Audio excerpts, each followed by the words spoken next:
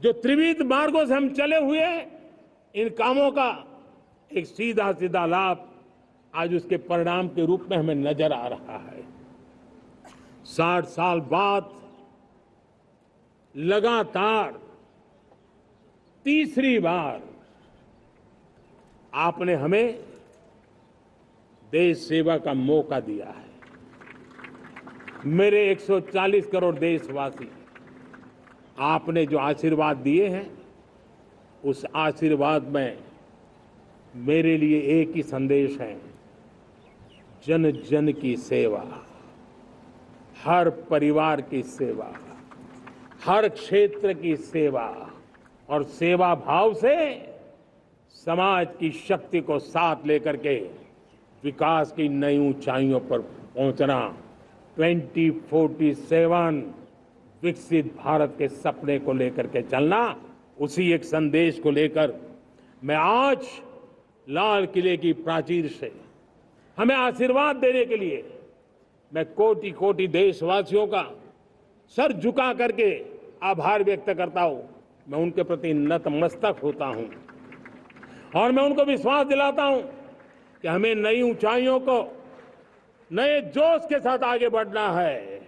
हमें सिर्फ जो हो गया है वो संतोष मान करके बैठने वाले हम लोग नहीं हैं, वो हमारे संस्कार में नहीं है। हम कुछ और करने के लिए, कुछ और आगे बढ़ने के लिए और कुछ और नई ऊंचाइयों को पार करने के लिए हम आगे बढ़ना चाहते हैं। विकास को, समृद्धि को, सपनों को साकार करने को, संकल्प को लिए जीवन खपाने को हम अपना स्वभाव बनाना चाहते हैं, देशवासियों का स्वभाव बनाना चाहते हैं। मेरे प्यारे देशवासियों, आज नई शिक्षा नीति बहुतेक मात्रा में कई राज्यों ने उसको अच्छा इनिशिएटिव लिए हैं और उसके कारण आज एक 21वीं सदी के अनुरूप हमारी शिक्षा व्यवस्था को जो हम बल देना चाहते हैं और विकसित भारत के सपने के लिए जिस प्रकार से मानव समूह तैयार करना चाहते हैं, नई शिक्षा नीति बहुत बड़ी भूमिका अदा। मैं नहीं चाहता हूं कि मेरे देश के नौजवानों को अब विदेशों में पढ़ने के लिए मजबूर होना पड़े।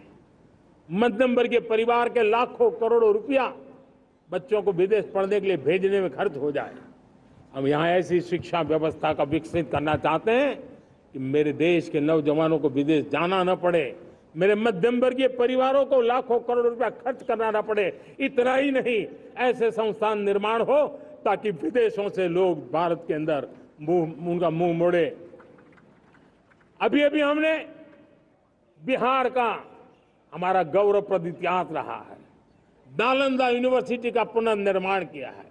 फिर से एक बार नालंदा यूनिवर्सिटी काम करना शुरू कर दिया है, लेकिन हमें शिक्षा के क्षेत्र में फिर से एक बार सदियों पुराने उस नालंदा स्पिरिट को जगाना होगा, उस नालंदा स्पिरिट को जीना होगा, उस नालंदा स्पिरिट को लेकर के बड़े विश्वास के साथ विश्व की ज्ञान की परंपराओं को नई चेतना देने का काम हमें करना होगा। मुझे पक्का विश्वास है कि नई शिक्षा नीति ने मातृभाषा पर बल दिया है। मैं राज्य सरकारों से कहूंगा, मैं देश की सभी संस्थानों से कहूंगा कि भाषा के कारण हमारे देश की टैलेंट को रुकावट नहीं आनी चाहिए, भाषा अवरुद्ध नहीं होनी चाहिए। मातृभाषा का सामर्थ्य हमारे देश के छोटे छोटे गरीब से गरीब मां के बेटे को भी सपने पूरा करने का ताकत देता है। और इसलिए हमने हमारी मातृभाषा में पढ़ाई, जीवन में मातृभाषा का स्थान, परिवार में मातृभाषा का स्थान, उसकी ओर हमें बल देना होगा। मेरे प्यारे देशवासियों, जिस प्रकार से आज विश्व का बदलाव नजर आ रहा है और तब जाकर के स्किल का महत्व बहुत बढ़ गया है और हम स्किल को और नई एक ताकत देना चाहते हैं। हम इंडस्ट्री 4.0 को ध्यान में रख करके हम स्किल डेवलपमेंट चाहते हैं।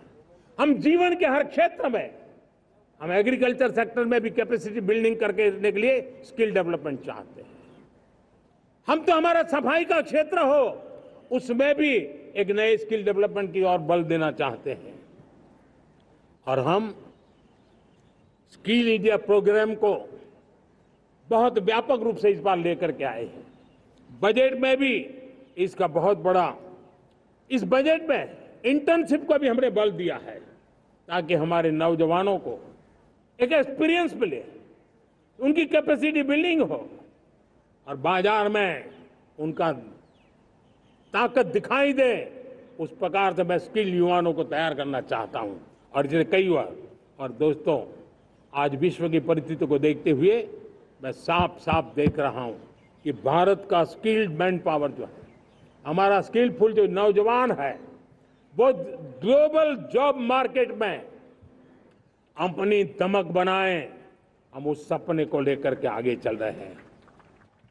साथियों, विश्व जिस तेजी से बदल रहा है, जीवन के हर क्षेत्र में साइंस और टेक्नोलॉजी का महत्व बढ़ता चला जाने वाला है। हमें साइंस को बहुत बढ़ देने की आवश्यकता है। और मैंने देखा, चंद्रयान की सफलता के बाद हमारे स्कूल कॉलेज के अंदर साइंस और टेक्नोलॉजी के प्रति एक नई रुचि का वातावरण बना है, नई दिलचस्पी बढ़ी है। तब हमारे शिक्षा संस्थानों ने ये जो मनोभाव बना है, उसको नर्चर करने के लिए आगे आना होगा। भारत सरकार ने भी रिसर्च के लिए सपोर्ट बढ़ा दिया है। हमने ज्यादा से ज्यादा चेस स्थापित किए हैं। हमने नेशनल रिसर्च फाउंडेशन बना करके हमने उसको एक कानूनी परिवेश में ला करके स्थायी रूप से एक व्यवस्था विकसित की है ताकि रिसर्च को लेकर के निरंतर बल मिले और ये रिसर्च फाउंडेशन उस काम को करे। मेरे बड़े गर्व की बात है कि बजट में हमने 1,00,000 करोड़ रुपया रिसर्च और इनोवेशन के लिए हमने देने का निर्णय किया है ताकि हमारे देश के नौजवान के पास जो आइडियाज है, उस आइडियाज को हम जमीन पर उतार पाए। साथियों, आज भी हमारे देश में मेडिकल एजुकेशन के लिए हमारे बच्चे बाहर जा रहे हैं। वैसा कहा मैंने, वो ज्यादातर मध्यम वर्गीय परिवार के हैं, उनके लाखों करोड़ों रुपए खर्च हो जाते हैं। और तब जाकर के हमने पिछले 10 साल में मेडिकल सीटों को करीब करीब 1 लाख कर दिया। आज मैं करीब 25,000 युवा हर साल विदेश में मेडिकल एजुकेशन के लिए जाते हैं। और ऐसे ऐसे देश में जाना पड़ रहा है, कभी कभी तो मैं सुनता हूं तो हैरान हो जाता हूं। और इसलिए हमने तय किया है कि अगले 5 साल में मेडिकल लाइन में 75,000 नई सीटें बनाई जाएगी। मेरे प्यारे देशवासियों, विकसित भारत 2047 वो स्वस्थ भारत भी होना चाहिए। और जब स्वस्थ भारत हो तो आज जो बच्चे हैं उनके पोषण पर आज से ही ध्यान देने की जरूरत है। और इसलिए हमने विकसित भारत की जो पहली पीढ़ी है उनकी तरफ विशेष ध्यान दे करके हमने पोषण का एक अभियान चला है। हमने राष्ट्रीय पोषण मिशन शुरू किया है। पोषण को हमने प्राथमिकता दी है। मेरे प्यारे देशवासियों, हमारी कृषि व्यवस्था को ट्रांसफॉर्म करना बहुत जरूरी है, समय की मांग है। हम सदियों से जिस परंपरा में दबे हुए हैं, जकड़े हुए हैं, उससे मुक्ति पानी होगी। और हमारे किसानों को उसके लिए हम मदद भी दे रहे हैं। हम उसको ट्रांसफॉर्म करने की दिशा में लगातार काम करते आए हैं। आज आसान ऋण दे रहे हैं किसानों को, टेक्नोलॉजी की मदद दे रहे हैं। किसान जो पैदावार करता है उसको वैल्यू एडिशन के लिए हम काम कर रहे हैं।